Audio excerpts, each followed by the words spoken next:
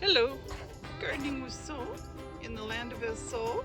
Little handheld today because I was out here watering my garden, and I came to check on some of the sweet peas that I planted because I love their fragrance.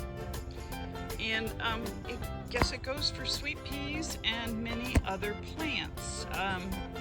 Remember I say when you plant wildflowers, you have to protect them from the birds. What are we looking at here?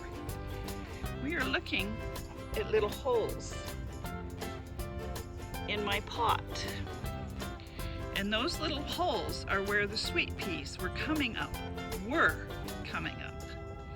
And some bird came in here and feasted on baby seedlings of sweet peas. Now, at the time, I thought, oh, maybe I should cover these with some bird netting, and I thought, no, they're sweet peas. They're supposed to be toxic. The birds haven't read the book. There's one making it over there. We're gonna add some bird netting. So, so much for sweet peas.